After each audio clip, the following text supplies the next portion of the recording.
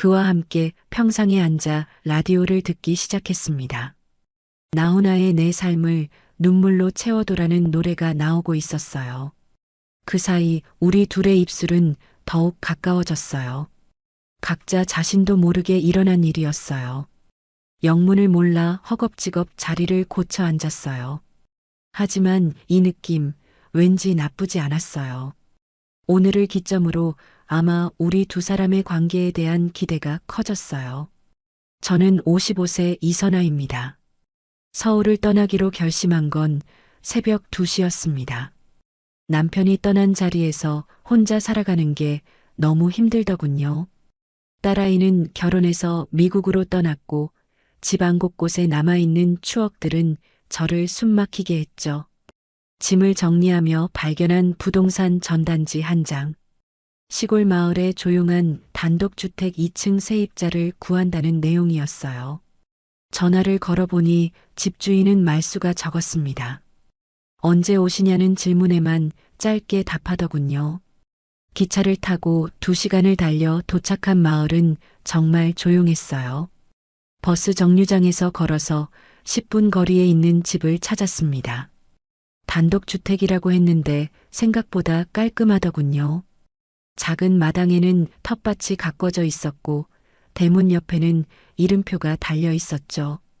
조상현이라고 적혀 있었습니다. 배를 누르자 1층에서 한 남자가 나왔어요. 키가 크고 어깨가 넓었는데 표정은 무덤덤했습니다. 인사를 건넸지만 고개만 살짝 끄덕일 뿐이더군요. 이선아입니다. 전화드린 사람이에요. 아, 네. 조상현입니다. 2층이 방입니다.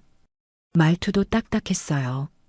계단을 올라가면서 뒤따라오는 발걸음 소리가 묘하게 무겁게 들렸죠. 2층 방은 작지만 깨끗했습니다. 창문으로 보이는 뒷마당 풍경도 나쁘지 않았어요. 화장실은 1층에 하나 있고요. 부엌도 같이 쓰시면 됩니다. 감사합니다. 그런데 혹시 이 집에 전에 누가 살았었나요? 상현의 표정이 순간 굳어지더군요. 잠시 망설이다가 작은 목소리로 대답했습니다. 네, 아내요. 같이 살던 집입니다. 그 순간 알 수 있었어요. 이 사람도 저처럼 누군가를 떠나보낸 사람이라는 걸 말이죠. 상현의 눈빛에서 어딘지 모를 외로움이 느껴졌습니다. 저와 같은 상처를 가진 사람의 눈빛이었어요. 언제부터 살 수 있나요? 내일부터라도 괜찮습니다. 그렇게 저는 조상현이라는 낯선 남자의 집 2층에 살게 되었습니다. 짐을 옮기면서도 1층에서는 아무 소리가 나지 않았어요. 마치 유령처럼 조용한 사람이었죠. 저녁 무렵 마당에서 빨래를 널다가 창문 너머로 보니 상현이 혼자 밥을 먹고 있었습니다. 그 뒷모습이 너무나 쓸쓸해 보였어요. 어쩐지 제 모습을 보는 것 같았죠. 두 사람이 같은 집에 살면서도 서로를 피하듯 지내는 이상한 동거가 시작되었습니다. 아침에 마주쳐도 눈인사 정도만 하고 지나갔어요. 상현은 항상 무표정했고 저 역시 어색해서 먼저 말을 걸지 못했죠. 그런데 이상했어요. 분명 낯선 사람인데 왠지 마음이 편했습니다. 아마도 비슷한 아픔을 가진 사람이라는 걸 본능적으로 느꼈기 때문일 거예요. 며칠이 지나니 빗소리가 들려왔습니다. 창밖을 보니 보슬보슬 내리던 비가 점점 굵어지더군요. 이런 날엔 따뜻한 국물이 생각나죠. 된장국을 끓이면서 문득 상현이 떠올랐어요. 혼자 차가운 밥만 드시겠구나 싶었습니다. 김치전도 부쳤어요. 남편이 살아있을 때 자주 해주던 음식이었죠. 접시에 정성스럽게 담고 국그릇도 하나 더 준비했습니다. 마음 한구석이 두근거렸어요. 거절당하면 어떡하나 하는 걱정도 있었지만요. 1층으로 내려가서 조심스럽게 문을 두드렸습니다. 상현 씨, 잠깐만요. 문이 열리자 무표정한 얼굴이 나타났어요. 여전히 말수가 적은 사람이더군요. 된장국 끓였는데 너무 많이 만들었어요. 김치전도 있으니까 같이 드실래요?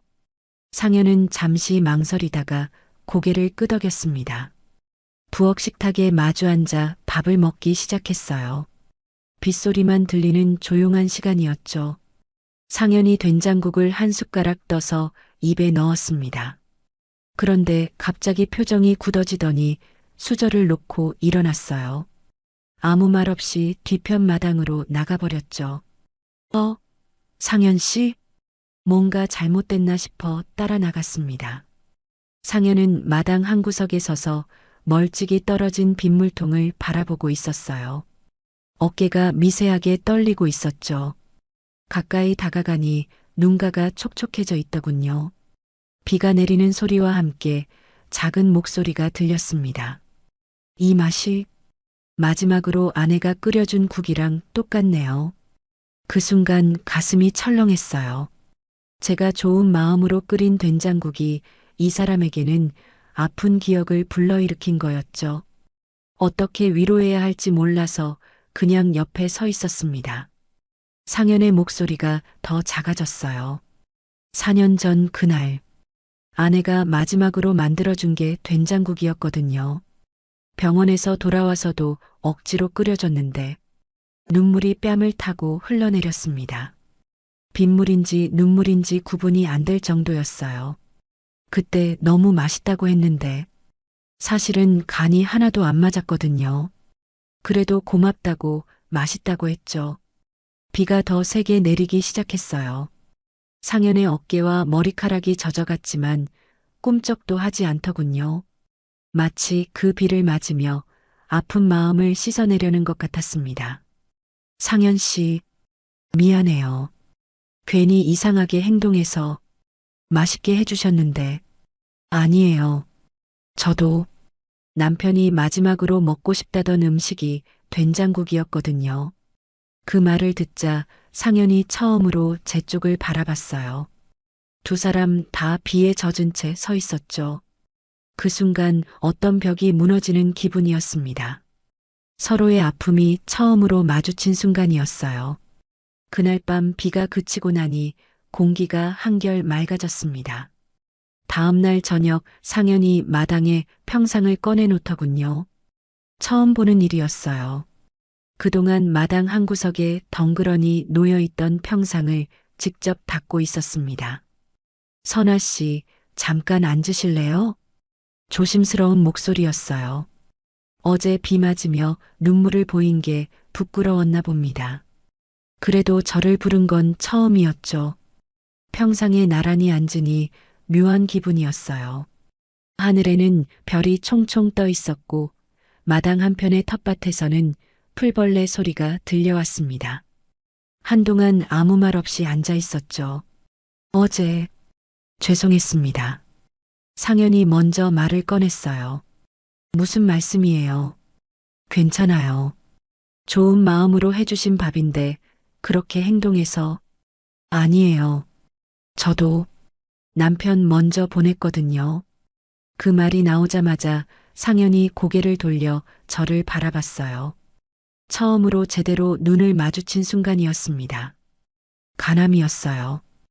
2년 전에 6개월이라고 했는데 3개월 만에 떠났죠. 목소리가 조금씩 떨렸어요. 아직도 그 기억을 말로 꺼내는 게 힘들었거든요. 병원에서도 괜찮다고 했어요. 남편 앞에서는 울면 안 된다고 생각했죠. 그런데 정작 혼자 남으니까 말이 막혔습니다. 상현이 고개를 끄덕이며 들어주고 있었어요. 그날 이후 밥맛이 안 느껴지더라고요. 뭘 먹어도 모래 씹는 것 같았어요. 딸아이는 걱정했지만 어떻게 설명해야 할지 몰랐죠. 죽음보다 무서운 건 그 다음 날들이죠. 상현의 목소리에 깊은 울림이 있었어요. 똑같은 경험을 한 사람만이 할 수 있는 말이었죠. 맞아요. 장례 치를 때는 정신없어서 견딜만 했는데 모든 사람들이 떠나고 혼자 남은 그 순간부터 매일이 똑같아지죠. 일어나도 할 일이 없고 밥을 해도 혼자 먹고. 상현도 자신의 이야기를 꺼내기 시작했어요. 아내는 급성 심근경색이었어요. 4년 전 아침에 깨어보니 이미 차가워져 있었죠. 그의 목소리가 잠시 멈췄습니다. 병원에서 돌아온 후 한 달 동안 아내 옷을 그대로 덧었어요. 빨래도 안 했죠. 혹시나 해서 돌아올까 봐서요? 네. 바보 같죠? 아니에요. 저도 남편 면도기 아직도 그대로 덧었거든요. 두 사람 다 쓴웃음을 지었어요. 서로의 아픔이 얼마나 똑같은지 알 수 있었죠. 별빛 아래서 나누는 이야기는 처음엔 아팠지만 점점 마음이 가벼워지는 기분이었습니다. 혼자 끙끙 앓던 상처를 누군가와 나눈다는 게 이렇게 위로가 되는 줄 몰랐어요. 며칠 후 장을 보러 나갔습니다. 마을 장터는 작았지만 필요한 건 다 있었어요. 상현이 키우는 텃밭 채소도 좋지만 가끔은 시장에서 장을 봐야겠더군요. 두부며 생선이며 하나씩 장바구니에 담았습니다. 돌아오는 길에 하늘이 갑자기 어두워졌어요. 먹구름이 몰려오더니 금세 빗방울이 떨어지기 시작했죠. 서둘러 걸음을 재촉했는데 비가 점점 세게 내렸습니다. 집이 코앞인데 참 운이 없었어요. 뛰어가다가 미끄러운 돌에 발을 헛디뎠죠. 아, 장바구니를 놓치며 주저앉았습니다. 무릎이 얼얼하고 손바닥이 따가웠어요. 비까지 세게 내려서 순식간에 온몸이 젖어버렸죠. 선아 씨, 뒤에서 상현의 목소리가 들렸어요. 돌아보니 우산을 들고 뛰어오고 있더군요. 급하게 달려와서 제 곁에 쪼그려 앉았습니다. 괜찮으세요? 다친 곳은 없고요? 괜찮아요. 그냥 미끄러진 거예요. 상현이 제 팔을 잡고 일으켜 세워줬어요. 그런데 일어서려다 다시 비틀거렸죠. 무릎이 아팠거든요. 조심하세요. 상현의 팔이 제 허리를 감쌌습니다. 부축해 주려는 거였어요. 순간 심장이 빨리 뛰기 시작했죠. 남편 이후로는 처음 느껴보는 남자의 체온이었거든요. 천천히 걸어보세요. 한 걸음씩 걸어보니 다행히 다친 곳은 없었어요. 그런데 상현이 우산을 들고 있으면서 계속 제 쪽으로 기울여 주더군요. 자신은 어깨가 젖어가는데 말이에요. 상현 씨 젖어요. 괜찮습니다. 선아 씨가 더 젖으셨으니까.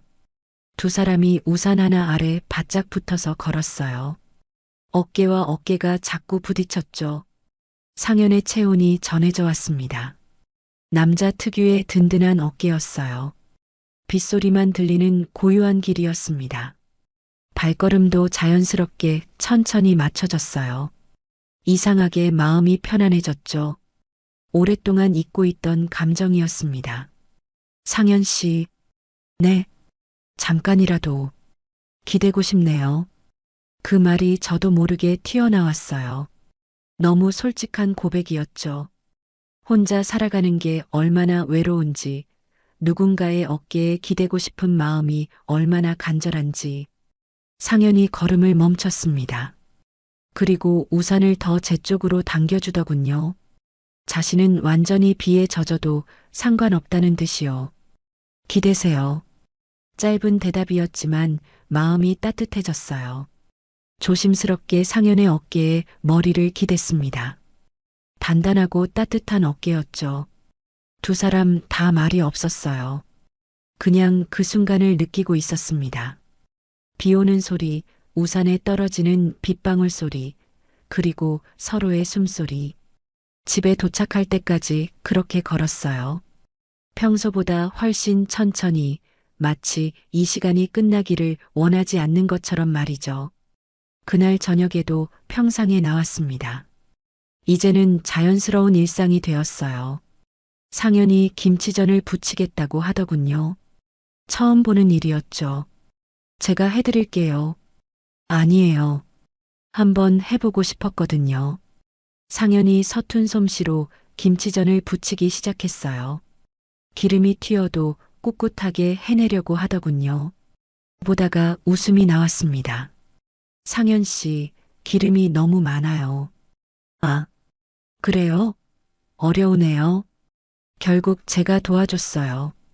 손을 잡고 뒤집는 방법을 알려줬죠. 상현의 손은 거칠었지만 따뜻했습니다. 김치전이 완성되고 평상에 앉아 먹었어요. 상현이 작은 라디오를 가져와 틀어놓았더군요. 은은한 음악이 흘러나왔습니다. 이 라디오 오래됐네요. 아내가 즐겨 듣던 거예요. 요새 가끔 틀어놔요. 그때 익숙한 멜로디가 흘러나왔어요. 나훈아의 내 삶을 눈물로 채워도였습니다. 남편이 좋아하던 노래였죠. 이 노래 남편이 자주 불렀어요. 그래요? 우리 아내도 좋아했는데 두 사람 다 조용히 노래를 들었어요. 가사 한마디 한마디가 마음에 스며들었습니다. 내 삶을 눈물로 채워도 그대만은 행복하기를이라는 부분에서 가슴이 먹먹해졌어요. 김치전을 다 먹고 나서도 계속 앉아 있었습니다. 밤바람이 선선했고 라디오에서는 잔잔한 음악이 계속 흘러나왔어요. 어느새 제 눈꺼풀이 무거워지기 시작했죠. 피곤하신가 봐요. 조금 그런 것 같아요. 상현의 어깨가 가까이 있었어요. 우산 아래에서처럼 기대고 싶은 마음이 들었습니다. 잠깐만 기댈게요. 상현이 가만히 있어 주었어요. 그의 어깨에 머리를 기대니 마음이 편안해졌습니다. 라디오에서 흘러나오는 음악 소리, 풀벌레 우는 소리, 상현의 고른 숨소리. 언제부터인지 잠이 들었나 봐요. 꿈속에서도 그 노래가 들렸거든요. 선아 씨, 선아 씨. 누군가 제 이름을 부르는 소리에 눈을 뜨니 상현이 조심스럽게 저를 깨우고 있었어요. 방으로 들어가세요. 여기서 주무시면 감기 걸려요. 아, 죄송해요. 잠들었나 봐요. 일어나려는데 몸이 묵직했어요. 상현이 제 팔을 잡아 일으켜 세워줬습니다. 그런데 일어서는 순간 비틀거렸죠. 조심하세요. 상현이 급하게 저를 잡아줬어요. 두 사람의 얼굴이 가까워졌습니다. 너무 가까워서 상현의 숨소리까지 느껴졌어요. 그 순간이었습니다. 상현이 조심스럽게 저를 일으켜 세우려다가 우리의 입술이 살짝 닿았어요. 시간이 멈춘 것 같았습니다. 두 사람 다 움직이지 못했죠. 라디오에서는 여전히 나훈아의 노래가 흘러나오고 있었어요. 죄송해요. 상현이 먼저 물러섰습니다. 얼굴이 빨갛게 달아올라 있었어요. 아니에요. 괜찮아요.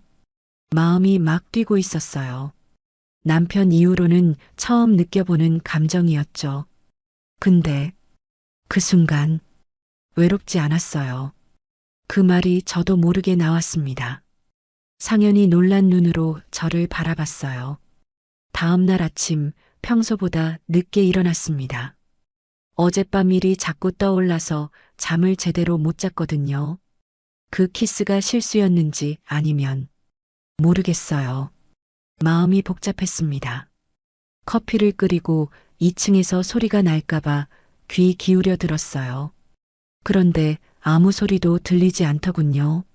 선아 씨는 원래 일찍 일어나는 분인데 이상했죠.